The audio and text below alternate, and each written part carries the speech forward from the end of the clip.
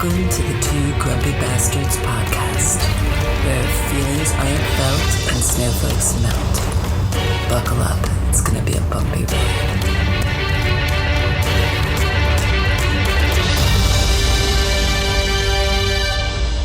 They painted over ants. Hey folks, welcome back to the Two Grumpy Bastards podcast. I got my podcast partner Russ. Howdy, y'all. To your left, to my anatomical right, I suppose, like right there, over there. Funny, you're to my left. Over there. I could never figure it out with this false background that I put up. I just don't want anybody to see how crappy like my office is back here because I got like a microwave right behind my. Don't listen to him. He's trying to hide the palatial mansion with the marble floors and the columns. Yeah, my microwave and all my coffee travel mugs right behind my head. That looks pretty fucking sexy. Anyway, how's it going, Russ? It's going good. It's been a tiring week, but luckily the temperatures have finally broken in the south. How things up in the northwest? It's it's about 85 degrees here today in September, which is hot for September for us. Hotter than we got it here now. Really? Yeah, no, that's hot for us, but it's been a hot summer. It only got up to 100 a couple of days, but it was in the 90s a lot. Been running my air conditioning pretty much since June. Yep. Same.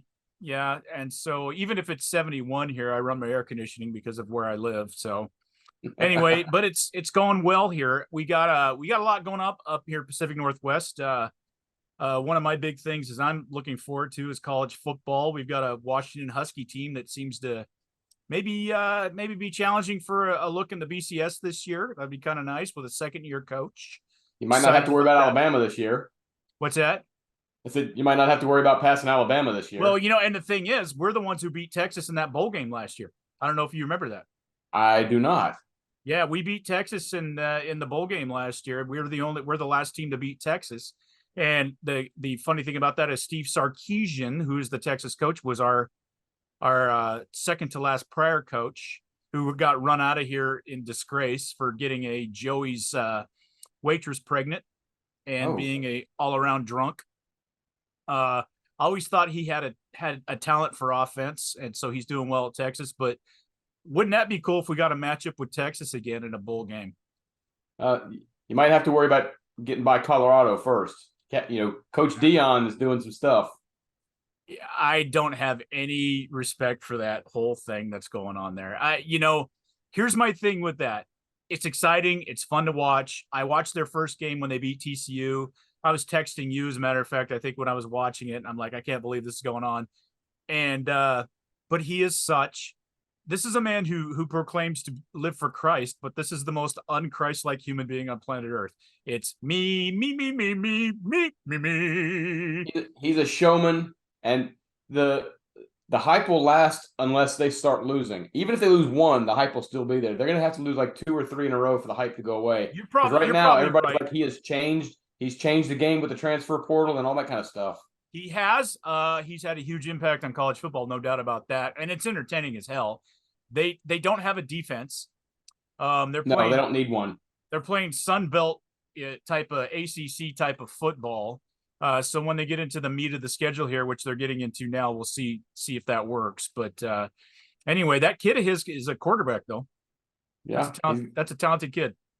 Yep. Meanwhile, my mighty App State Mountaineers managed to fall in double overtime to the University of North Carolina.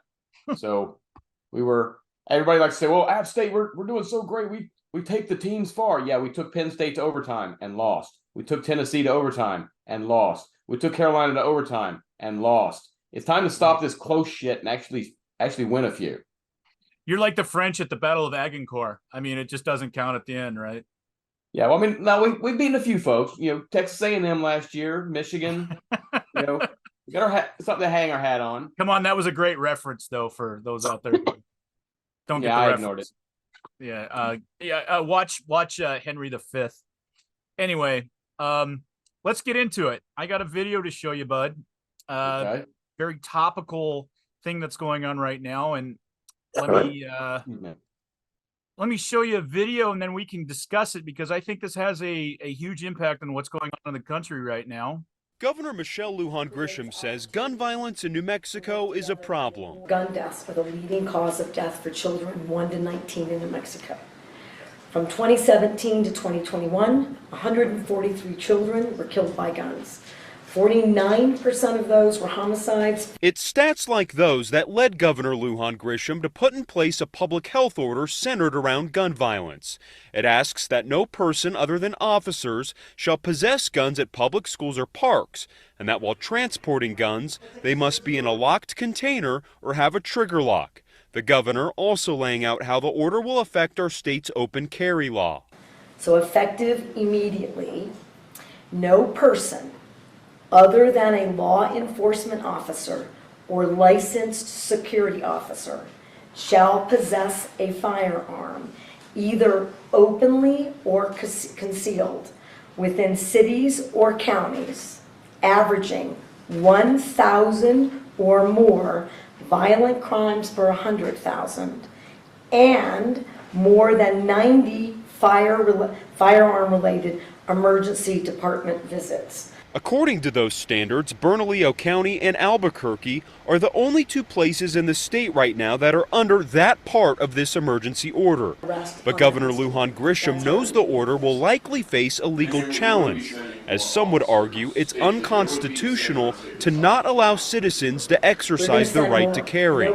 I can invoke additional powers. No constitutional right, in my view, including my oath, is intended to be absolute.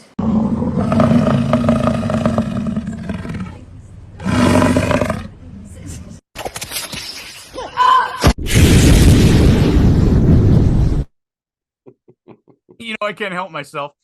And I know you love that new edition, the Bison edition. Oh, yeah. Before I get your feedback on this, before I turn it over to you, I just want to point out that, I actually had to dig into this because New Mexico is kind of one of those states you don't think about a lot. Been there many times. The trying to think the eastern side, or no, what am I trying to say? Yes, the eastern side of New Mexico is fucking horrible. If you've never been there, most of New Mexico is fucking horrible. I've done the Bataan Memorial Death March in White Sands, which is one of the ugliest, most horrible places on planet Earth. Everything there has spines or is poisonous, and it's like at 7,000 feet, and you'll want to die being there. The rest of it's butted up against West Texas, which is horrible. Anybody that's been to Fort Bliss, it's right on the border there. El Paso is a border town with New Mexico. But you get into the northern part up in Pueblo and some of those areas up there, and it's very beautiful. And so New Mexico actually has become like Colorado. Colorado used to be a very red state back in the day. But because of the Rocky Mountains and some of the beauty there, it lured a bunch of the lefters out there.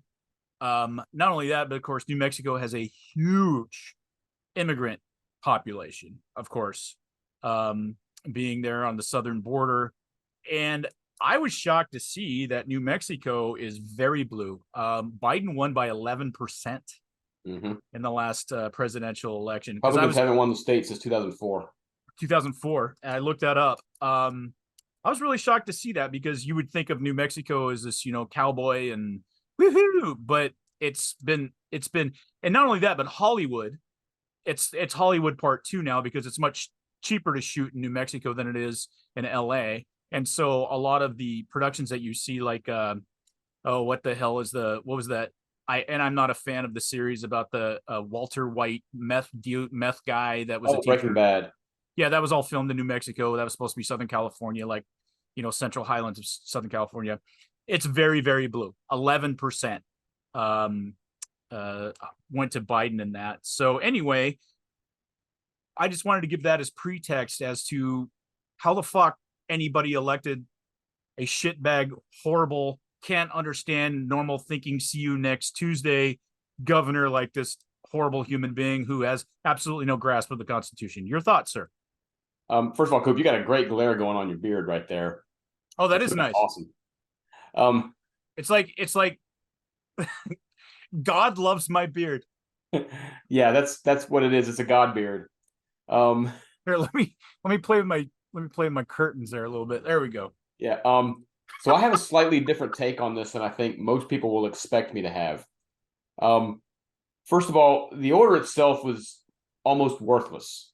And what I mean by that is, first of all, notice that none of the sheriffs in the entire state, all of the sheriffs in the entire state have said they are not going to enforce this order.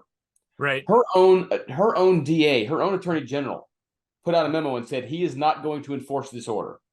It's basically words in the ether because everybody says this is bullshit. It's unconstitutional. We're not playing this game. So, I mean, and it's already been halted by a judge in New Mexico as of yesterday. As of yesterday, right? That applied a concealed carry. So the order itself is worthless. There's nothing to it.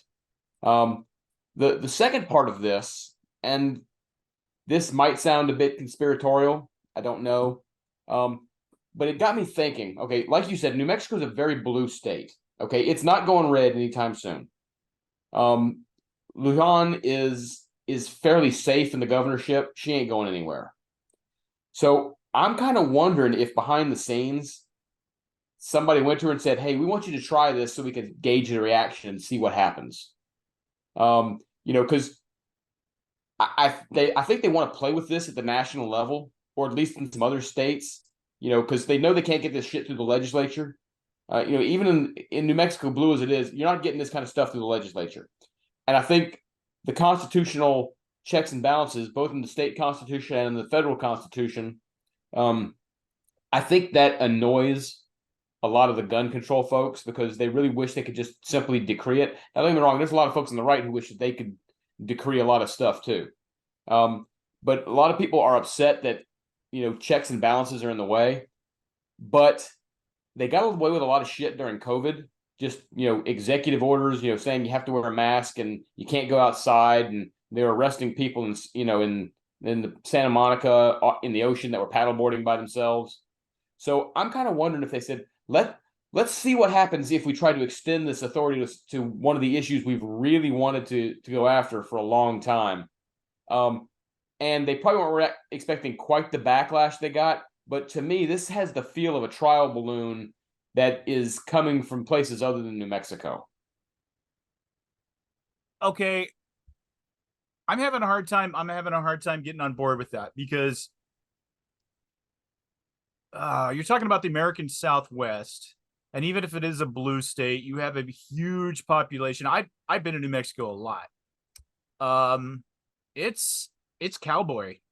They may not be the majority anymore who votes for the president, but it's a cowboy culture down there. But I think that's why they picked New Mexico. They didn't want to do it in a state that's already solidly blue, like California or Oregon or Washington.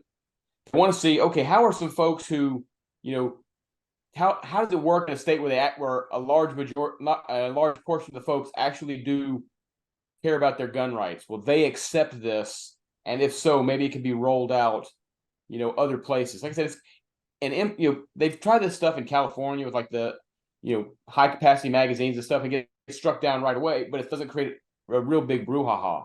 The California politicians are still getting reelected. People just kind of like shake their heads, oh, it didn't work. But New Mexico is a different case because even though it is blue, it's got a gun culture to it. So I think that's one of the reasons that some folks are trying this. They're looking at some of the states that are kind of in between. They vote blue, but they have a more of a gun culture. New Mexico, maybe looking eventually at Colorado and see if they can spread it that way. I mean, I could be wrong, but the way this went down and the way that it was enacted, this does not feel like it came organically from the governor. Interesting. Yeah. And just to not correct, but just to give some perspective on one thing, being a Washingtonian, born, raised, and lived here a lot of my life, being a citizen my entire life, permanent citizen even when I was in the military. This is a gun culture state too. People don't realize that 1/3 of the state divides the other 2/3 of the state by the Cascade Mountains. 2/3 of the other side of the state is all ranchers, farms, wheat farmers, cowboys, that whole thing. even on the west side of the state, you got mostly farmers and loggers, but you got these big blue marbles that interrupt the red called Seattle, Olympia, unfortunately now Tacoma, and then way up north you have Bellingham. So, our communist governor Inslee here, who's tried to enact some things too, immediate pushback.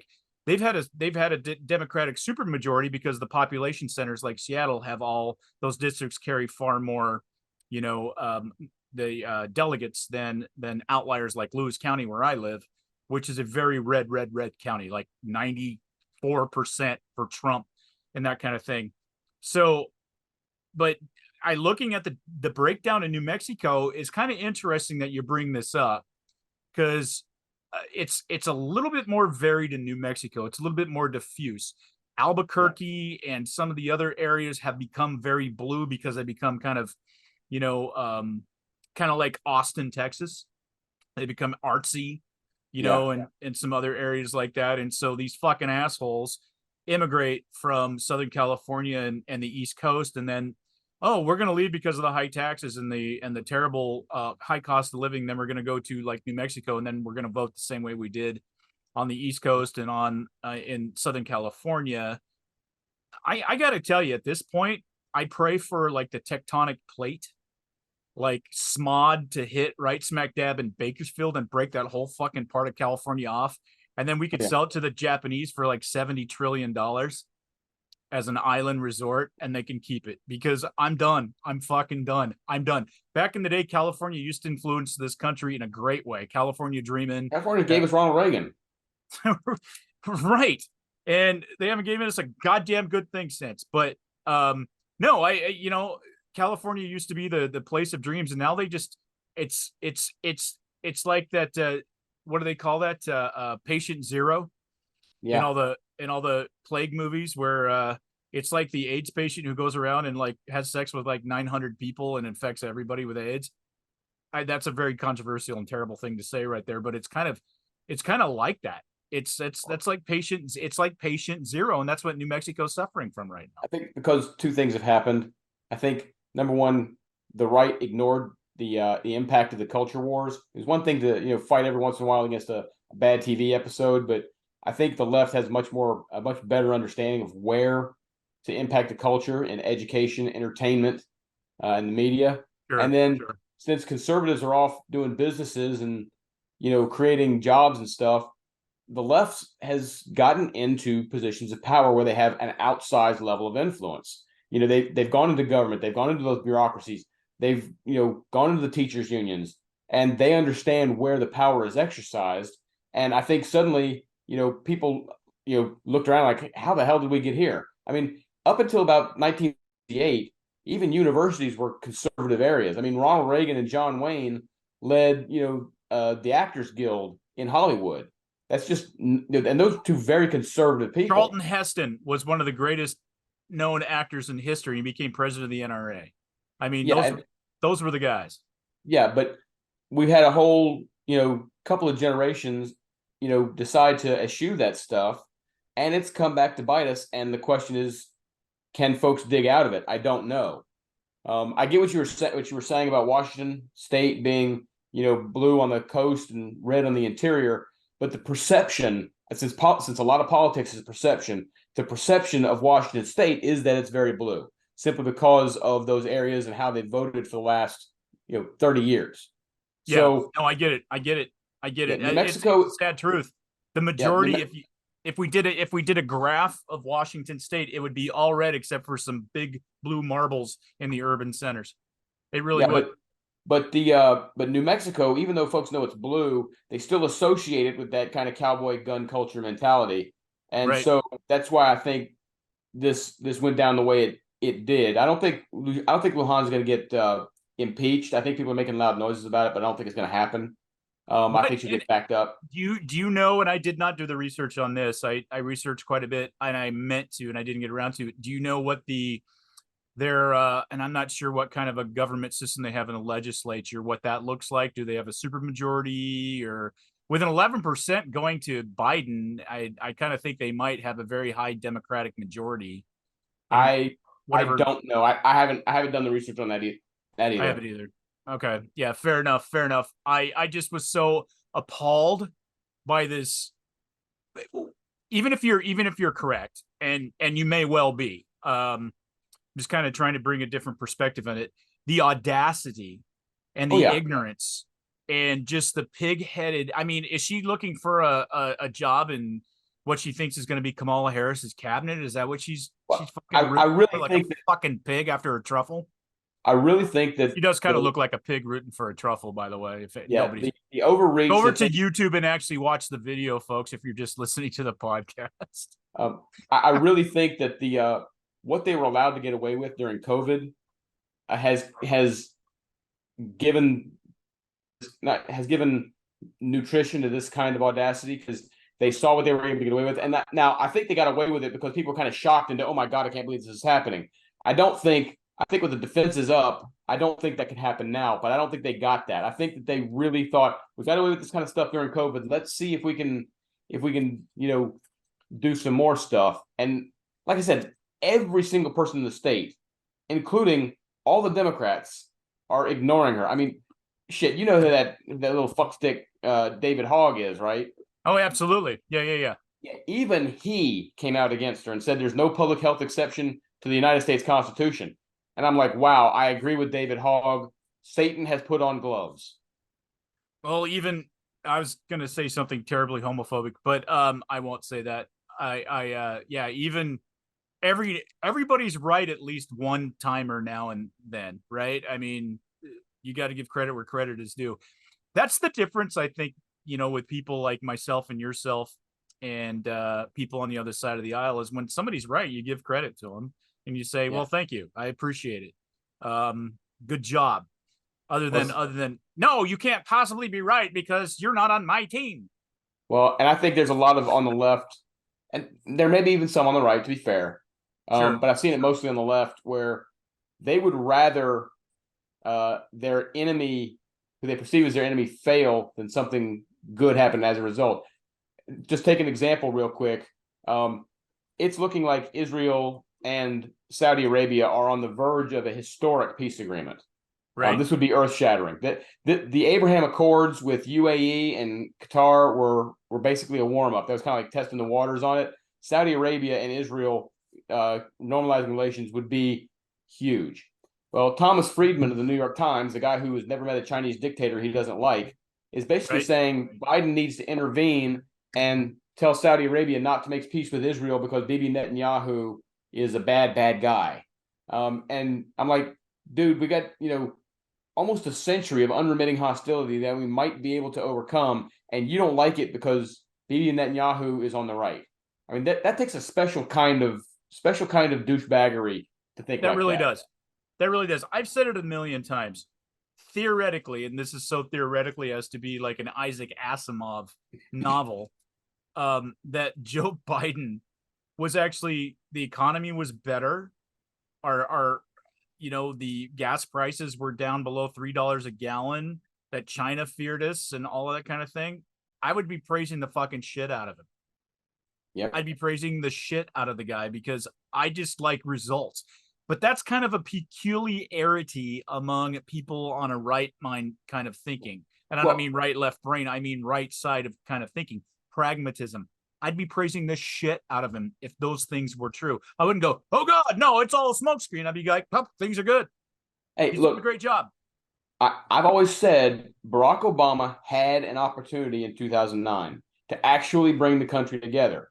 Yes, the Democrats had 59 seats in the Senate. Almost, they got to 60 at one point. But if Barack Obama, who would talk about there's no red states, there's no blue states, there's just the United States.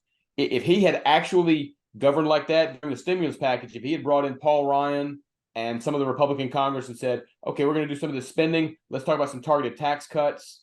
If he had said, let's subsidize companies like Solyndra, but let's also expand our refinery capacity and open up Anwar. If he had actually tried to bring ideas from both sides and not gone to, well, Trayvon Martin, he could have been my son. If he had actually tried to bring people together rather than focus on a majority-minority re-elect coalition, then I would have praised him because that would have been the kind of leader we were looking for. But that he just wasn't constitutionally capable of that. Instead, he was when asked why he didn't bring ideas in, he said, "Well, I won." His chief of staff, Rahm Emanuel, when asked about it, said, "We got the vote," and I quote, "We've got the votes. Fuck them." So it's if folks had actually governed that way, if Biden had been able to produce results, I would have praised him. But they're not, because they're too caught up in their egocentrism, and they don't understand how the real world works. They're trying to go for how this utopia of how they think the world should work in their imagination, and that's just not the way it is. I totally agree. And my big thing, just to bring it back full circle to see you next Tuesday, governor of New Mexico. I'm a constitutional libertarian. I take that very seriously. There are a few documents that were ever written in human history that I hold sacred in my heart. Most people know that I'm a man of faith, and I have a specific way that I read that word of God. I don't read it literally. I'm not one of those people, but I take it as a sacred thing. I think the second greatest document ever written in human history was the Constitution of the United States of America. Yep. I believe that with my whole heart. I do. And you can call me a zealot. You can call me a relic. You can call me a bastard, but I'll fucking call you an ambulance right after you call me all those things. Just throwing our tagline in there. But I take it very seriously. I don't think it's up to interpretation. I don't think that any individual in a position of power has the power to usurp those words. It's very clear. I am one of those people that believes that Second Amendment thing is constrained in this country unduly by a lot of the gun control laws. I do. The Second Amendment or guns do not create violence in this country. That is not the problem. Law-abiding citizens with guns are not the problem in this country. When you allow criminals to still have guns and you take that right away, it's so fucking simple to me. It's so fucking simple to me. When you take that right away from law-abiding citizens, the criminals are still going to find a way. You increase the risk on law-abiding citizens. It's that simple. We should never have this conversation again. There should be never another. The NRA shouldn't even have to exist. Yeah. Except to teach kids gun safety education and have a cool magazine. I'm sorry. Yeah, well, no, I think that you're absolutely right about the Constitution. You got to remember the reason for the reason for the Second Amendment. The reason they put the Bill of Rights in was because they knew that without the words written, people would try to restrict the rights. Implied rights were just not good enough. Right. And then for a sitting governor to say that even her oath is not absolute, I'm like, you have no idea. You should not be in that office. What the fuck does that even mean? Without that, we are nothing. Yeah, without that, you're a tyrant. I mean, if your oath means nothing, then you're governing by your whim. You're not governing by the I can't even fathom that, Russ. Principles. I can't even fathom that, Russ. So what you and I took the oath of office as Army officers to support and defend the Constitution of the United States against all enemies, foreign and domestic. What if we decided that was no big deal? Hey, it's just some words I spoke once. Big deal. I mean, holy fucking shit. Do you know? Oh my God. I could go imagine, on. I taught a class on this at UC Davis about the philosophy, the military ethics. It was a class I taught. And I am so profoundly disgusted. I'm much more enraged by this than I'm letting on. I've been bottling it up. That somebody would have somebody who didn't even earn it. She's just, look, if I put Karen in the fucking dictionary, that bitch's picture would be right next to that goddamn definition. And I'm sitting here thinking about guys like you and me and our fellow men and women that we serve with that fucking earned that power and that authority and took that constitutional pledge, that power that the president gave us through our oath of office very, very seriously. I know you well. I know how seriously you took your oath of office, and so did I. And yeah, maybe we're boycott. Yeah, I'm a Boy Scout on steroids, as I get called sometimes by people in my circles. I am. You're right. I am not a perfect man. I've done some shitty things that I regret. But at the end of the day, when I lie, I get sick to my stomach. I don't break the law on purpose ever, ever, ever, ever. And there's just some certain things, and to hear a fucking governor who's elected to dual office, who has such enormous responsibility, and to such, oh God, insouciance, that she should be thinking about service. How do I best? She's not thinking about how she serves her people in saying this. People are going to get killed with a policy like that. People are going to get fucking killed. If nobody's going to fucking abide by it, I get it. But if that was enforced, there's going to be a lot of innocent people getting killed. Yeah, there would be. Not being able to defend themselves against fuckheads. And you and I were fucking groomed, and we are in a profession to go out and kill fuckheads. That's what we were charged to do. Go kill dangerous people so that people back here can have their lives, can have their fucking cars, can have their security.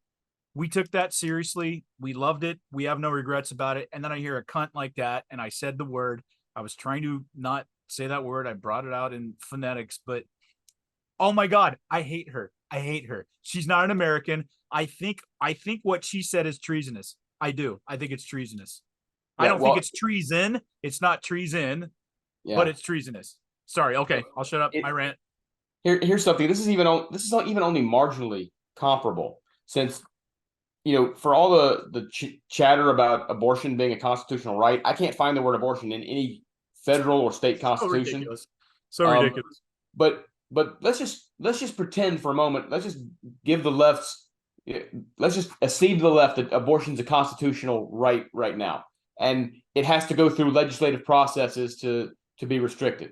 I wonder how Lujan and the other Democrats would react if Governor Abbott, the governor of the state of Texas, declared abortion, the killing of children, as a public health emergency, and he's going to issue an executive order to ban it. Right. She declared everything a public health emergency. Like, I'm surprised she didn't say farting on planes is a public health emergency. I mean, and when are Democrats going to learn public health emergency? Frankly, because I've been on planes when people are farting. When are Democrats going to learn that when you break this glass, the Republicans are going to turn around and play by your rules now? I mean, they got rid of the judicial filibuster because they said they figured that they'd never lose majorities in Congress or the White House again. Well, how'd that work out for them? Thank you, Justice Gorsuch, Justice Kavanaugh, Justice Coney Barrett. When you break this glass, you can't unbreak it. And if they keep doing this shit, they're going to run into policies they're not going to like, and then it's going to get nasty fast. This is what happens when you put people in power that aren't prepared for it, don't have the mental capacity for it, or the moral capacity for it. This is what happens. Fortunately, go ahead. I was actually thinking about this earlier when I was out mowing my yard because my mind wanders. Mowing the yard is a tedious task. I think that's my first sneeze on the podcast right there live. Nice. You should get a T-shirt for that. When I was a kid, I used to imagine, I'd see on TV, I'd see like Tip O'Neill and Jimmy Carter and right. I'd be thinking, wow, they must really know what they're doing. As I've gotten older, I realized that it's nothing but a popularity contest, and the people who are in power are the same folks in class I was laughing at for eating paste. Yeah. I got a video that I'm going to post on our Facebook page. All those you listening, go to our Facebook page at Two Grumpy Bastards Podcast Facebook. Both of you. And it's Fetterman reacting to the and we're not going to get into the Biden Frankenstein. Oh my God, he's reacting to the sanctions against Biden and the possible impeachment trial against Biden. You won't believe it, bro. If you haven't seen it, don't look it up because I'm going to post it as soon as we get off. It's incredible. I read about it, but I haven't. The guy that wears sweats and a hoodie to vote on the fucking floor. Oh, I know. He's an embarrassment. My friends from Pennsylvania, and I've got several of them. I don't know how you don't walk around hanging your head in shame that guy's in the Senate for your state. I've got Patty Murray and Maria Cantwell that have been in the Senate for fucking ages representing my ass, so I can't really say much more.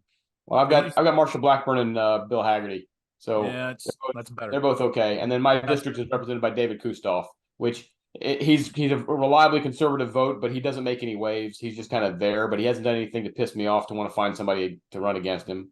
Gotcha. Well, let's what do you think? What do you say we move on? We got some ground to cover here in this podcast. Let's we're gonna do an episode of, and we're gonna have like some really cool theme music here that I'm gonna input when I and this will be edited out. Coop's Cold Hard Facts. It's gonna be Okay. something like Coops Cold Hard Facts. And it's gonna have some music. Facts. Yeah. Okay. So, Russ, I got, and I think this is kind of important. I got an episode of Coop's Cold Hard Facts I'd like to share with you, Okay. and hopefully you'll have some opinion on this, which would be really weird if you did, because I've never known you to have an opinion on anything. Well, hey everybody, this is Coop, the handsome and debonair one of the Two Grumpy Bastards podcast. Not to mention I'm the only one that's an actual bastard. Google that shit. Don't, actually. Hey, I'm here to do a shameless plug for our merchandise. You can find us at twogrumpybastardsmerchandise.com. We got a whole bunch of new merchandise in. I think you'll like some of the new choices. There's some pro-Second Amendment. There's some anti-Washington State Governor stuff on there. I think you'll really appreciate it. New stuff coming all the time. I have 2 great designs in the works, so please, to support this podcast, that's one of the easiest ways to do it. We're also on Etsy. Yeah, I know, Etsy.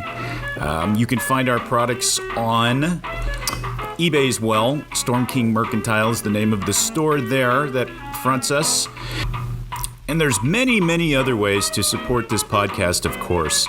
We have a Patreon page, same thing, Two Grumpy Bastards. We certainly would appreciate you following us on Instagram. Most of you probably know we have a Facebook page, Two Grumpy Bastards Podcast. We have a lot of fun over there, a lot of frivolity, a lot of memes, and a lot of hard-hitting news. Believe it or not, a lot of great people in that group. Also, all of the social media outlets, including now on TikTok. You can find us there. And one of the things that I really wanted to tell you is if you have any feedback for Russ, especially because he kind of sucks, feel free to email us at twogrumpybastards@gmail.com. That's the easiest way to get a hold of us, or you can always leave us a comment or an IM on, or DM, I should say. See, I'm so savvy. I'm so savvy. On our Facebook page. So we really appreciate you listening or watching us over there on YouTube as well. And we hope you do both, because Russ is something to look at. I said something. I didn't say something really great to look at. Anyway, thanks for listening. This is your intrepid, amazing, and grateful host of the Two Grumpy Bastards podcast, Coop. Remember, keep your focus and stay wokeless. All right, Russ. So I have something that I'm probably going to hit up a couple of times in the next, who knows. I always say, oh, we're going to do this again. And then we never get around to it, because that's you and me are together are like fucking, hey, let's just talk about Battlestar Galactica instead. But I'm going to talk about sympathy for the patriarchy. And by the patriarchy, I think everybody knows what I mean. And this doesn't need to go off in a racist direction, but I get really, really, really, really, really sick of this kind of common theme out there that, oh, you know, the white male and the middle-aged white male, they're in charge and they've got it good and they've got everything and they got no problems, and we've been rebelling against that. Well, I don't think people understand, and I'm gonna talk very specifically about one specific issue that affects the patriarchy, and I'm saying that tongue-in-cheek because I don't think there's any such thing. I think patriarchy is just as stupid as saying institutional racism. Based on the current culture that we have and everything that's going on, patriarchy is ridiculous. I will say this: you're welcome for cell phones, roads, engineering, science, math, all that kind of thing. You're welcome for all that, but fuck you. All right. Concord, skateboarding. Yeah. All, bicycles, poetry, medicine. You're welcome for all that. Yeah, but fuck the patriarchy. Anyway, and you remember that class I taught when we were together called Defense of Western Culture? Mm-hmm. That got a little bit of ire with our boss, but it was right on the money. So anyway, let's talk about sympathy for the patriarchy. What we're going to talk about today is the suicide rates in America. And I don't know. All right, so I'm really going to have to delete all that out. Give me another 5-second pause. Motherfucker. I love it when stuff goes sideways, but that's why I'm glad I'm getting good at video editing. So, Russ, what we're going to talk about in particular, according to the definition of patriarchy is suicide rates in the United States of America. And we're going to talk about this particularly in the United States. And let me get through a little bit of the stats, and then I will definitely appreciate your feedback on this. So what you're seeing here, latest from the, oh shoot, what is my source? I just lost my source. Looking for it. I will tell you before this is over, so that you make sure that I didn't make this slide up. This is a distribution of suicides based on gender and ethnicity in the United States of America. So I want to kind of point this out. You can see that the big old red in every category are white people, whether it's male, female, or total. Okay, so if we look at the male suicides in the United States of America, it's 79%. Females, it's at 78%. I'm rounding up. And total, it's at 79% for white people in general for suicides. You can see the distribution down on the bottom here. 1.6% for Native American. Black non-Hispanic is the gray area here. It stays right about 7 to 8%. Hispanic is right around 8.5%. Asian Pacific Islander, very low, 4.6%. So I just want to give you kind of a look, Russ, at what the big picture is. So again, on the left side of your screen, as you folks are looking at it, 79%, that's male suicides in America. In the middle there is the female suicides in America. You can see that white females constitute about 78%. And then total is 79% white folk. And I do want to speak to this. American Indian, Native, non-Hispanic, that's anybody who has any Native American heritage, American Indian, 1.8%. The Black suicide rate is about 7.8%. The Hispanic is at 8.4%, and then we've got others. So here's a couple of things I want to point out when you look at the total here, and we're going to dig down into these numbers a little bit. 1.8% American Indian, Native, Alaskan Native, 1.8% is almost absolutely equal to their population percentage in the United States. Almost exactly equal.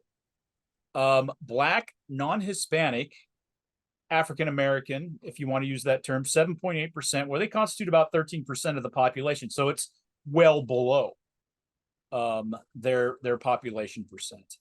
Hispanic, 8.4%, is slightly below, about 1% below their actual about their population percentage in the United States. So let's drill down on this. Those might seem kind of like, okay, well, those numbers make sense. Well, the problem is that men account for about 80% of suicides in the United States. That's astonishing if you think about that. Astonishing. Men account for 80% of suicides in the United States. Now, let's get into these numbers.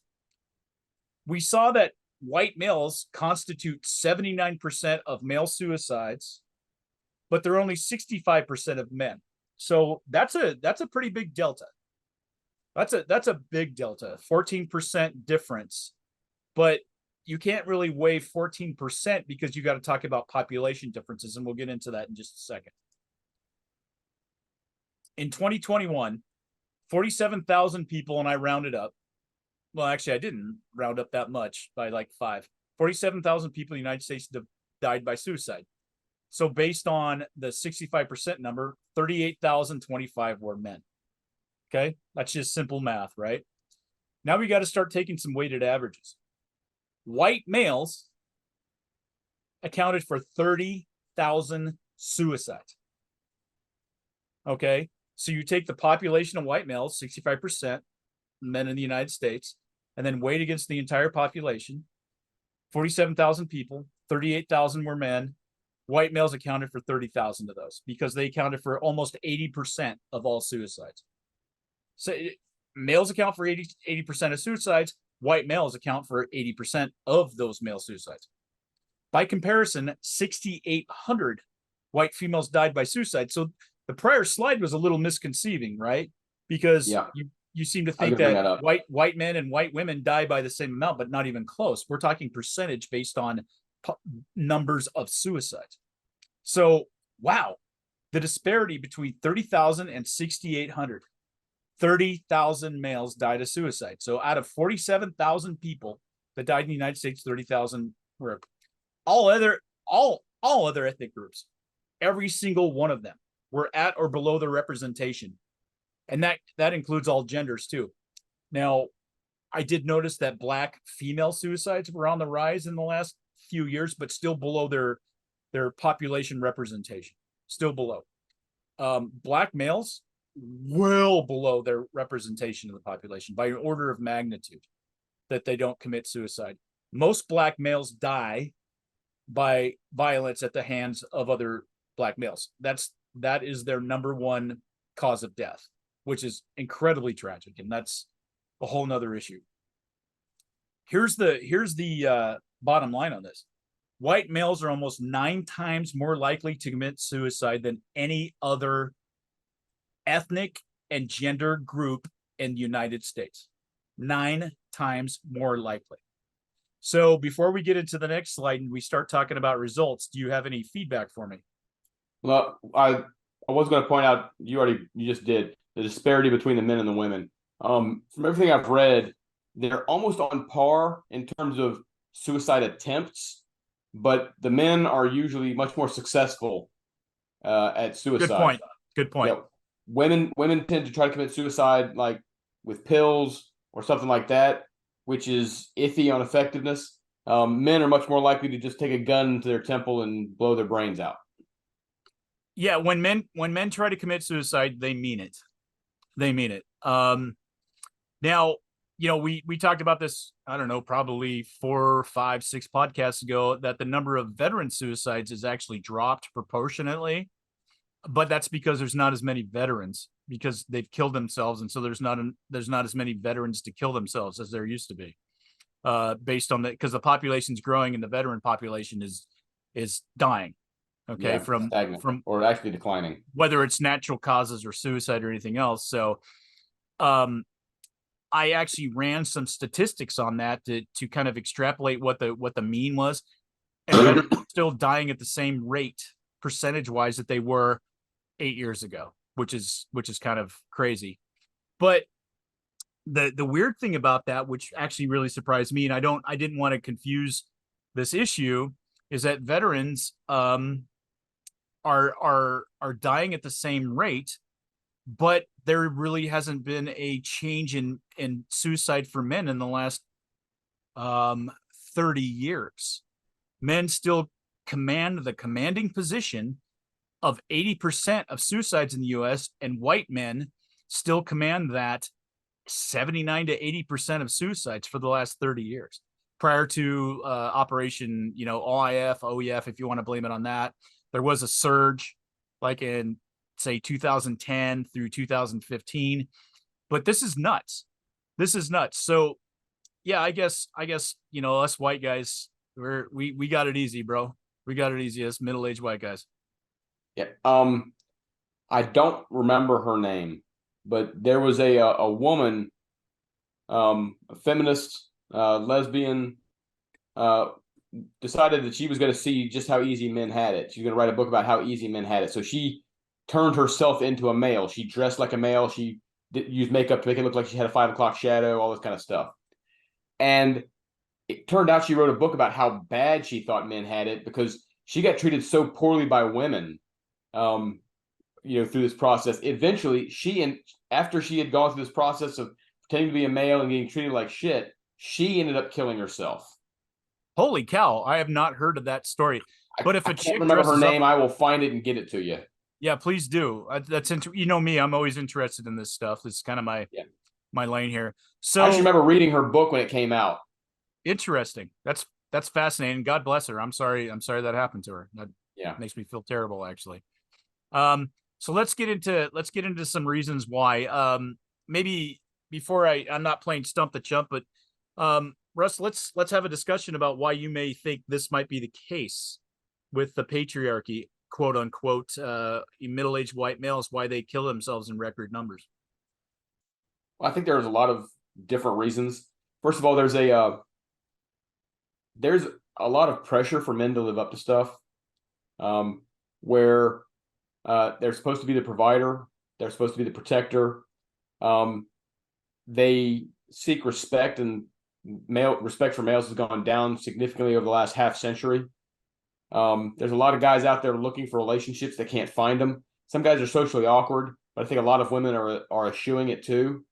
When men run into troubles where they think they are failures, they react a lot more virulent. I mean, a lot more violently, obviously, but a lot more viscerally. That's the word I'm looking for. They react a lot more viscerally to their failure, especially if their failures affect others, either through relationship or children or something that makes it look like they're less of a man. It's, even with all the breakdown of the super masculine front, it is still a biological imperative that men are not to show that kind of vulnerability, because if they do, they become less attractive to women. So that's part of it is what are men's perceptions of their impact on society, their families, etc. That was really well summed up. I don't even need to put it on the next slide, so I'll just go ahead and delete this slide and we can get on with the podcast. No, you nailed a lot of it. And I can say, personally speaking, being a bachelor, and I can talk about this throughout my life, going, oh, you need to be more like, oh, vulnerable. And, even going through, and I'm a big believer in therapy and all that stuff, and have my therapist say, you need to be more vulnerable. You need to put yourself out. Are you fucking kidding me? Every time I've done that in the entire fucking history of histories, it's never paid off. It just never paid off. And that's just kind of my personal thing, but let's get into it. White males in culture, Western culture, have come from, whether it's a Christian, Judeo-Christian background, get married, have kids, support your wife, take care of your kids. That's very much, I guess that's racist to say that, right? I forgot that's the new racism in me. That's the new white supremacy, saying that we should have families and raise our kids accordingly. But marriage rates have dropped 60% in 50 years. Isn't that astonishing, Russ? Yeah, marriage used to be the ideal to shoot for, but there are a variety of factors that go into that.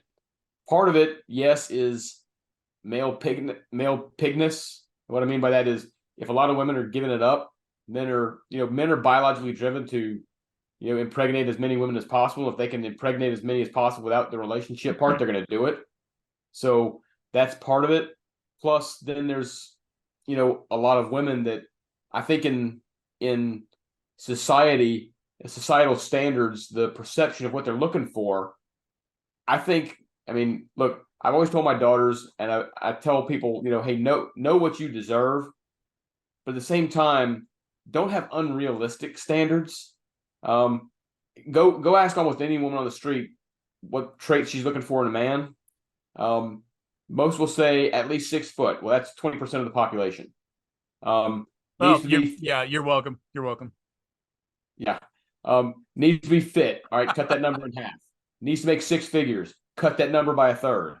Eventually you get, most of the women fighting over 2% of the men, and that leaves out men who 50, 60, 70 years ago, an average guy could get himself, could find a relationship.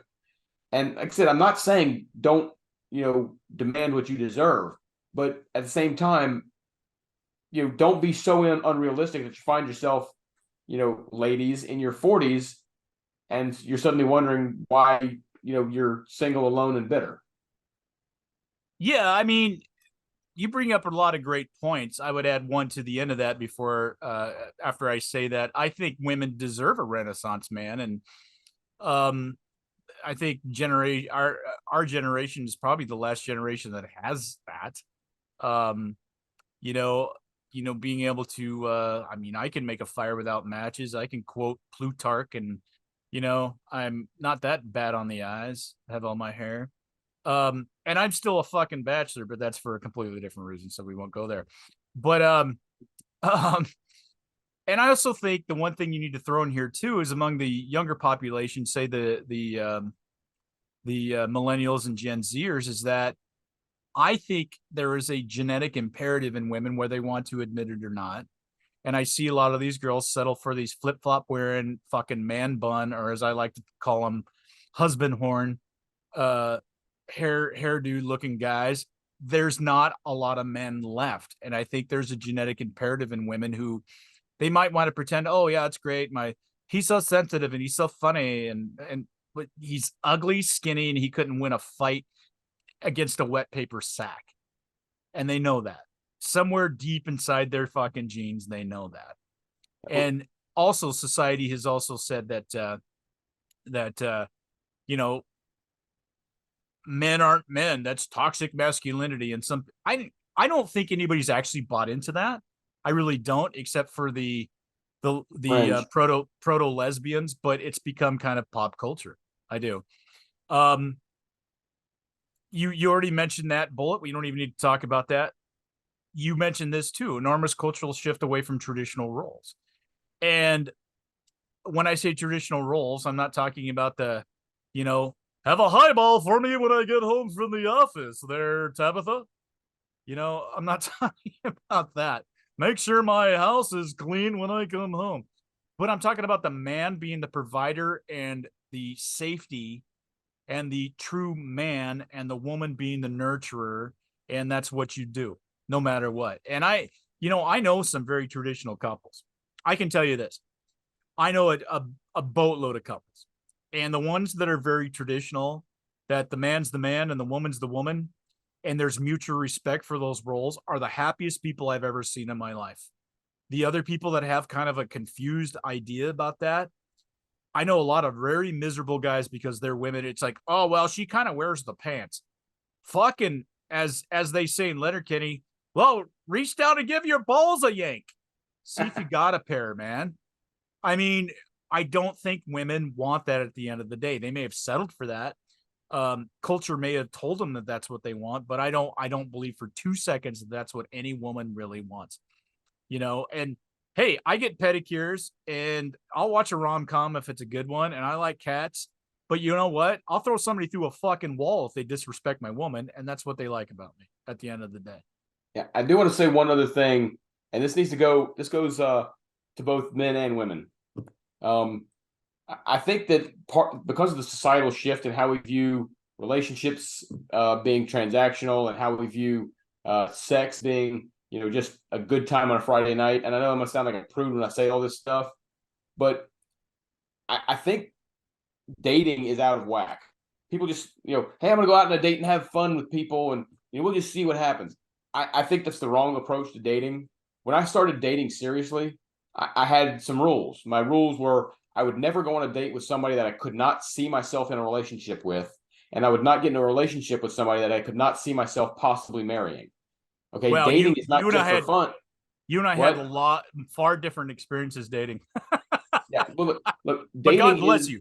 But God bless you. Dating is to find a relationship. Dating is to find marriage eventually. And I did have some hard and fast rules, and some people may get on me about this. I mean, some of them seem petty. Look, I would not go out with a woman that smoked.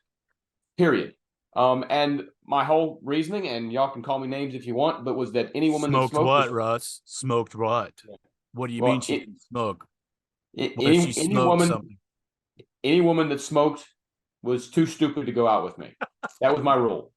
I'm a fairly smart guy. If she's stupid enough to put that stuff in her mouth, and even after knowing all the health difficulties with it, if she smoked, then go find somebody else because you're too dumb to be with me. There's nothing wrong with that. I mean, and not everybody is going to be that way. I had a much different experience as a young man, but it wasn't out of even necessarily choice. It was because I didn't know what the fuck I was doing, but part of that is because we don't have role models either in society or in families anymore to show what that's supposed to look like. No, I get you. I totally get you. Let's talk about, you talked about this. Men are defined by action, accomplishment, and paternalism. And that's been largely taken away. I I can think of 3 dudes off the top of my head that I'm friends with, or at least acquaintances with. Friends is kind of a big deal with me, but people that I like who lost their job. I'm not kidding. And within 6 months, their wife filed for divorce. Instead of being there to support them and be there. Look, So much for better here's or worse. the thing. Gals that actually listen to this podcast, men depend on you to be their fucking foundation, their weight. That's the whole thing. That's one of those the traditional reason for roles. being. Yes. And you know what? If they're a douchebag and they're lazy and they're an alcoholic and they're not doing their whatever, I get it. But you stick with them through thick and thin. That whole thing. Every wedding that I've ever shot as a photographer, I've never heard a traditional wedding bell through rich or poor, through I've never heard that anymore at a wedding. You never hear that anymore at a wedding. Ever. It was mine. It's almost like, okay, if I think you're a douchebag, I'm going to divorce you immediately. That should be in their wedding vows. Now, look, a woman can survive that because it's built in kind of the DNA and the traditional cultural role, but a man can't. A man can't survive that. Well, a man can't survive the woman rejecting them because they think they've lost their masculinity. Even the little bitches out there, even the betas out there can't survive that. I'm sorry. Let me just interject something real quick. The women can survive it emotionally, but moving on, if they're looking for a new relationship, when a guy finds out that they were divorced and why, if it wasn't like, abuse or alcoholism or something like that, if a guy finds out, she divorced because it was a starter marriage or something like that, instant red flag. The guy is going to be immediately guarded against that. So you're shooting yourself in the foot by, hey, you just got tired of him, so I'm going to leave. Absolutely. Oops. So that's okay. We talked about that. So yeah, no, I think that's a good conversation. I think it's kind of astonishing, and I don't think people understand how much these societal roles and these failures that men have. And I used to joke with my black friends and stuff like that. You have no idea how hard it is on me as a white man having to carry society on my back. Joking around, of course. But there's a kernel of truth to and not in a racial way at all, but just being a man, just being a real man, just being responsible for things. And it's easy to play the gadabout. It's easy to see why, the Asian culture suffers a record low amount of suicides among their men. Gee, I wonder why. Because their family unit is so amazingly intact. Their values are so completely, oh my God. I have nothing but admiration for that ideal that family is everything. You rely on each other. You have this, I'm the John Wayne type. Well, I don't need you to tell me what to do, but there's a reason why I'm a bachelor and I'm 53. Just saying. Yeah, no, I agree. So I was hoping to hold off when the printer is going off in here. But no, it's you're supposed to be there. There are certain societal expectations of men, and they're biologically driven. It's not just societal constructs. There's reasons why men are supposed to be they're supposed to be seen as the stoic one.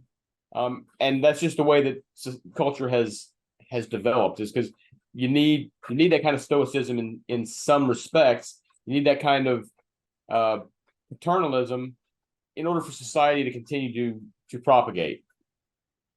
Amen. So how about this? We will end the podcast. You have anything else you want to bring up right quick? I thought we had some fun stuff we were going to be doing. We are. I'm going to play a commercial. You're going to do what? You're going to play a commercial, okay? I'll play a bet. I thought we were going to talk about some movies and some celebrities too. Okay, yeah, we can do the celebrity thing. Yeah, absolutely. You want to do that right quick before I play the commercial as we go out? Sure. I'm really hoping that this printer stops printing here in the next, couple seconds. Who's printing on it? This is great pod right here. Oh, I'm sure it's either my wife or my daughter.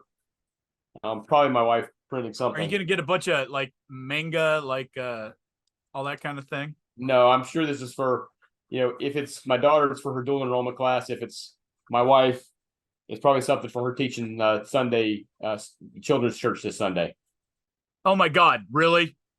Yep. Your wife teaches church? How dare you, sir? That's all right. We can take a beat here. I can always edit this out. Yeah, it looks like she's on page 4, so I think there's 3 pages to go.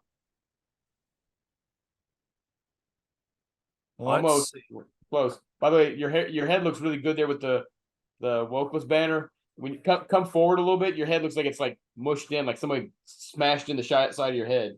What? What happened? Come forward. All right, there you go. There you go. That's my microphone. Yeah, but it looks like someone has caved in the side of your head. That's my fucking microphone. Hold on. Let me move that up. That's funny. Here, that's better.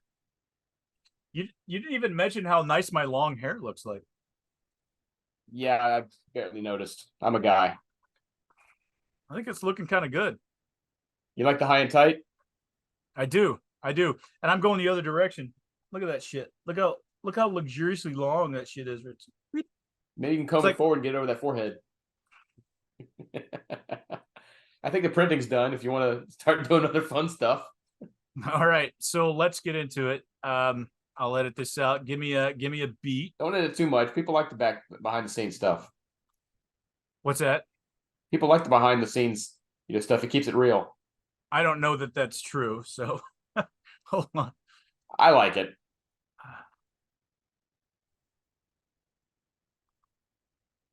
All right. So hold on just a sec. Let me get rolling here. All right, so we're gonna have a segment here where we talk about 5 celebrities that we most want to choke out. The only problem with this, Russ, is like they tie for like 5,000 because I kind of hate celebrities. But why don't you go ahead and go first? Well, all right. Hopefully, folks won't get too mad at me because I have actually several women on this list. But the first one is Flo from the Progressive commercials. She gets on my nerves. She's too perky. She's just, there's something about her makes me want to hit her with a bag of doorknobs. I don't even know the actress's real name. I'm sure she's a lovely person in real life, but in the Progressive commercials, she makes me, want to reach through the screen and slap her. Fair enough. Yeah, she's actually a nice looking lady in real life. I actually looked her up because she wears she does not come across as a nice looking lady in those commercials. She wears prosthetics. And so years ago, I made a joke on Facebook. It's like, is it weird that I'm kind of attracted to Flo from Progressive? And everyone says yes. Yes. And then I looked her up and was like, no, actually, she's kind of cute, but not like really cute. So I'm going to combine several celebrities into my first one, and this will make sense. I'm not cheating. This will make sense. Every late night host except for Greg Gutfeld. Okay. Stephen Colbert, Seth Meyers, James Corden, Jimmy Fallon, especially Jimmy motherfucking Kimmel, and even Jimmy Kimmel's on my list. More fucking kidding, Trevor Noah. I hate Trevor Noah. I don't get why anybody thinks he's funny, why he ever became a celebrity. Oh, look at me. I'm going to say something, and I'm black. Everybody thinks something. Oh, my God. Everyone. A British accent. Especially Jimmy fucking Kimmel, who used to be funny on The Man Show when he was with Corolla, and he's a pussy. He's a bruised pussy. Yeah. Jimmy Kimmel is on my list. I was going to go into him here in a couple, so y'all just take that as what. No, I just say he was one of the ones on my list. Why don't you go ahead and rip him apart? Oh, look. I fucking hate him. He used to be funny when he and Corolla. He did. Corolla, and he wasn't the funny one. Corolla was always, I thought, the funny one in that Man Show thing. But he was at least, I don't know, amiable and had a good sense of humor. And he's become such a shill for the left. The only bigger shill for the left, I think, is Colbert. Yeah, but Colbert, you kind of expect it from.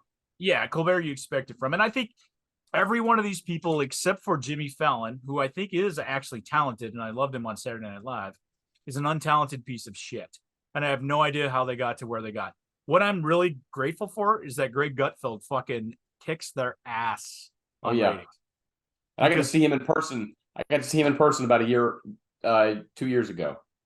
Yep. All right, go ahead, bro. Okay. I don't know if this qualifies as a man or a woman. But Dylan Mulvaney. Yeah, it's too obvious. Yeah. Yeah, he's a Broadway actor. Is and he actually an actor? I don't even know yes, he anything about. is. He's done the musicals, all that kind of stuff. That's how that's how he came to Oh. prominence. And then he, was putting on Woman Face, and destroying Bud Light. Now he says he wants to sing at the Super Bowl. What? Yeah, he says that's his next goal is to sing at the Super Bowl. I'm like, NFL, you have already dropped in ratings considerably. Do that and destroy your brand. Oh my God. Are you fucking serious with me right now? I can't even. No, I can't. All right. This one may not be popular with our folks out there, but Steve Harvey. Really? I like Steve Harvey. I can't stand him. I think he's a complete and utter wash of shit, and he's not funny. And watch. I like him on That's his whole comedic. If I did that as a white guy, people would just think that I was gonna rape them. Yeah, no, I can't stand Steve Harvey. I don't think he's funny. I don't think he's talented. Can't stand Steve Harvey. I knew this was going to be controversial. I knew. Yeah, it is because I really like Steve Harvey. I like watching some of the outtakes from Family Feud. Oh my God. Yeah, you're wrong, but that's okay. No, I'm in the majority. So, my next. Yeah, and so are the people that voted for Joe Biden. So I wouldn't. Really, you're comparing me to a Biden person. We'll see how many people. Hillary won the popular vote too, by the way. Boom. Yeah, but that's not the way we like the president. So, this next one, some people might not like me for because they're going to think that I'm picking on the disabled. But Peter Dinklage, the guy who plays Tyrion Lannister. Oh, good one. Good one, dude. The reason is when they started doing the live action Snow White, Dinklage is the reason they did not give the parts of the Seven Dwarves to Seven Little People. Because he talked about how he was ableist and oh, that's brilliant. Yeah, so he may be fun to watch on screen every once in a while because he can deliver a line so deadpan, but he's a cock knocker. He's a cock knocker. He should have stood up for that. You're right. Good one. I didn't think about that. I mean, he was brilliant, of course, in that series, and we all liked him. And I have that fear of midgets, and I'm just going to use that word. But I can actually watch him on screen without getting sick to my stomach. For those of you that don't know, I have an irrational fear of midgets. And I don't say dwarves or little people because I think that's more diminutive. I don't know what little people. I mean, that's weird. Look, that's weird. For those who don't know, I'm short. I'm like 5'7.5", and I claim the half because it gets me to 5'8". Yeah, and you're pretty close to somebody I would kind of get ill around. But no, I got a phobia. I do, and I'm not saying it's good. I don't blame it on those folk. They have a right to live, and it's all me. But I have an irrational fear. I've never looked up what the name of that phobia would be. I'll have to look that up. Dwarfophobia? I don't know. No, I don't know what that is. All right, so here's my third one, and this is too obvious. I feel actually kind of bad, like I'm stealing candy from a baby, Russ. Ryan Seacrest. Oh no. He gets the Thor fucking fist right in his goddamn fucking. I wouldn't even hit him in the face. I would hit him in the forehead so that I can make his brain go back and forth about. I would accept that if you included Kelly Ripa along with him. I don't even know who that is, by the way. The Regis and Kelly show. Ryan Seacrest took the place on that show with Kelly Ripa. I don't know. Oh, Kelly Ripa, is that who you said? Yeah, but she's kind of hot, so I couldn't do that. Oh my God! All right, dude, see a therapist, okay? What? You don't think Kelly Ripa's attractive? She's attractive. No, she's got that perma grin, and she's also kind of a bitch. Well, she's a bitch. I didn't say she wasn't a bitch. I just said she's kind of attractive. I don't know. Just shapely. I think we're starting to pinpoint your problem as to why you're still single. Touche, sir. Touche. Okay, go ahead. Your next one, please. My last one, since I already said Kimmel, I'd have to think of somebody else. But my last one that I had, Brie Larson, the woman who plays. Good one. Good one. That would be on my list. I can't stand her either. Go. And that was it, Brie Larson, because she has tried to feminize the Marvel movies. She came out being super woke from the beginning. She shit all over the franchises as far as I'm concerned, and she's acting like she's the savior. Now they're doing this new movie. If you haven't seen The Critical Drinker taking down the preview of the Marvels, he's so sarcastic about how awesome he thinks it's going to be that it's hysterical. Yeah, she's terrible. Absolutely fucking terrible. I can't even. Yeah, she really thinks she's like the shit too. That's the thing, right? Oh yeah, she does. You can tell. And I can't think of a single movie outside of Captain Marvel that she's been in. So, well, I can. I've seen her, and she's not an untalented actress. You can obviously see that she thinks she's the shit. And like anybody that probably has ever worked with her has been miserable. And it's like, you have boobs like BBs on an ironing board, and you're not all that in a bag of chips. Hey, so by the way, achondroplasiophobia is fear of midgets. I don't even want to learn that word. I'm a smart guy, but I don't want to learn that. So what's funny is this is going to segue into my last one. Okay. All right. This might be a big surprise to you. And this is an actress that this is my only female on the list too. This is my only actress on the list, and her name is Anne Hathaway. But I would only do that when we were copulating. Yeah. Boom! Boom! Okay, I figured it was probably going in that direction. Boom! Because she's hot as fuck, but she needs it. I got to say, the movie I enjoyed her in the most, even though it wasn't the best of the Batman trilogies, was Dark Knight Rises. She played Selena Kyle pretty well. She's the best Selena Kyle ever. Although, did you see the reboot of Robert Pattinson's Batman? I have not seen it yet. Oh God, I love it. I actually love it. I think it's just cool. I don't know. I want to see it at some point, but I got fears of emo Batman. I just think the whole thing works, bro. And what's her name? Zoe. Yes, she's wonderful as Selena Kyle, by the way, and she's a beautiful woman, and she's a good actress. No, Robert Pattinson fucking nails it, dude.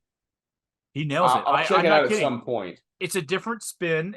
And what I love about it is the Batmobile is like a total like muscle car, like 73 Challenger that they soup up.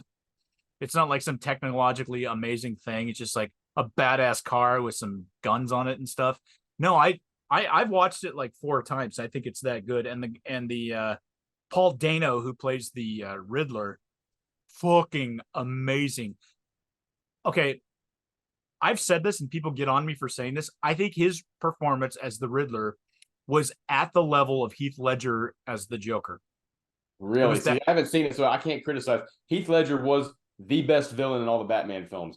At the same time, I'm also very partial to Christian Bale. I think Christian Bale made the best Batman, the best Bruce Wayne. Yeah. No, I get you, but do yourself a favor and just do it.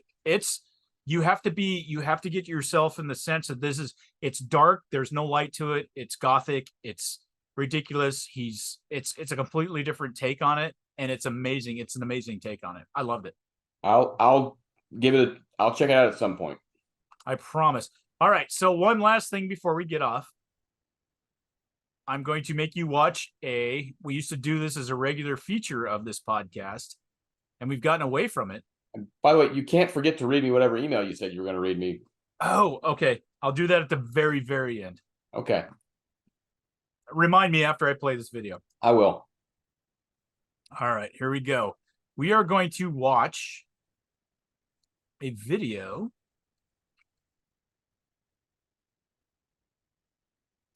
We have this feature here that we call the worst commercial ever. This might top them all, Russ. Uh-oh. We've had some bad ones.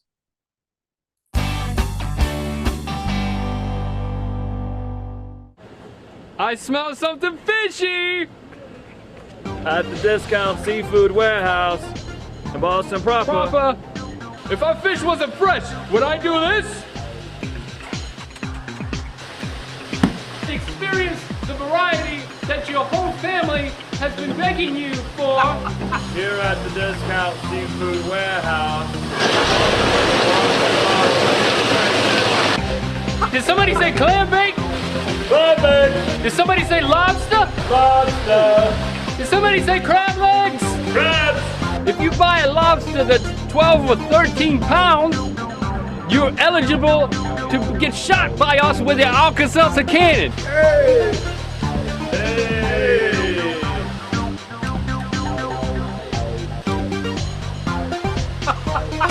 This love's terrific.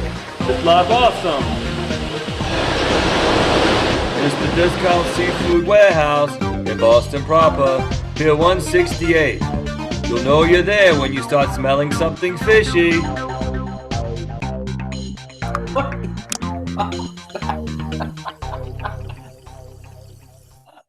They paid money to put that on the air? Okay, so here's the thing. You know me. I do my research. And Mel, you can like barely see me now. For all you guys out there complaining, I did order a new camera and a new microphone. He's tired of me being sharper than he is. Yes, I am. Look, I'm like all mysterious. I look like Russell Crowe in that Exorcist movie. Actually, I thought you looked like that guy in that crab outfit. I'm really fat and I hate the devil. Anyway, I researched this bit. I do the research on these things because I don't want these to be like, oh, somebody did this for fun and it's a prank and all. This is an actual business in Boston. Remember like that Pete's Pizza thing that we tried to get to be our sponsor? The one that was annoyed that you were making fun of his commercial? Yeah, right. Yeah, I was like, hey, we'd love you to be a sponsor and la la la. He's like, basically told me to fuck off. This is a real business. This is a real fucking business in Boston. Did you see that? I don't know if that guy's like astigmas was like real or if that was like faked or what. The lobster guy. Lobster! He looked like he was being fed his lines off camera. Yeah. And then I was like, suddenly, here's a random black guy. I'm like, what? And he was mad. They were flipping Pepto-Bismol at him. He looked at the camera like, why am I here? He's like, you white motherfuckers are flipping Pepto-Bismol at me? Fuck you guys. No, wasn't that amazing? Wow, that was bad. I still don't know if it's as bad as the trailer park commercial where they were scrubbing blood off the floors, but it was still bad. Well, I should probably play that one again because it was that fucking crazy. But at least they weren't taking themselves too seriously. But they were actually straight. No, I have a huge collection of these. Some days when I'm just like, I need to find some bad commercials and I'll be out there cruising and I'll just put them on my hard drive. I probably have 500 of these. Oh god, well, we won't have to worry about running out anytime soon. No, I kind of collect these. I think they're amazing. I agree with Adam Carolla, and we came to this thought independently that I think commercials really reflect Americana, what's going on in its piece really well. I do. I think they're a snapshot of the culture better than anything on planet Earth. So anyway. Clam bake. What's up with this camera sucks. Look at me. I'm like real dark real fast. I know. I'm like bathed in like some kind of. I talked about that Batman movie. Now I look like I'm in it. Well, the cool thing is because of the way that the reflection of the glasses are, it looks like you got one normal eye and one like robot eye. All right, now it's gone. But like, yeah, looks like you got one robot eye there. You ready to zap me with that laser? Right there, right. This camera sucks. I can't wait to get a new one. Although this kind of part of the pod. I don't know. Do you think I look mysterious? I think you look depressed. All right, brother. Well, I'll let you go, man. Good pod. Email. Oh, The email. fuck. Thank you. All right. Here we You go. piqued my curiosity, so I have to hear this thing. It's not that complicated. I could probably say it by rote, but I want to get the words right. So let me get. I have an entire journal that's just for the pod, so I make sure that I get things accurate, and then I keep notes on people that are on our webpage that suck, and all the internal investigation that I do. All right, so here it is. This is by. I don't recognize this as the person that listens to the pod on our group. This is by Troy at Gmail, Troy917555 at gmail.com. I don't know what that means. Dear Russ and Coop, why don't you guys just fuck each other up the ass and get it over with? That was the email. Wow, that was certainly substantive. Well, at least we know that those numbers after his name aren't his IQ. I mean, we get a few emails a week. That was the one that I wanted to highlight. Kind of homophobic there, wasn't it? I mean, Kinda Troy, homophobic. do you have some latent homophobia? I mean, homosexual instincts yourself? Is that why you're writing about this? Are you insecure in your manhood? Do I look completely blue on your side? You got the blue going off the forehead now. No, I mean, on my side, it looked like my entire face and head and everything's blue. No, it just looks dark. Weird. Maybe that's a symptom of being fucked up the ass. Who knows?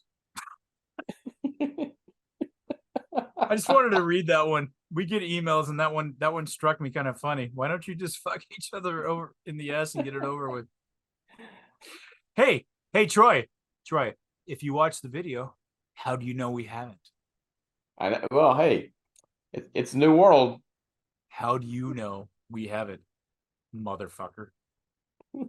Just want to put that one out there. All right, brother. Okay. I think that wraps this one up. All right. Take care. Have a good night. And try to stay friend. blue. All right. No, stay red. Stay red. Stay red. Yeah. Oh, that's what this is. This is Satan. Trying to turn this into a blue podcast. He'll fail. He will. Get thee behind me.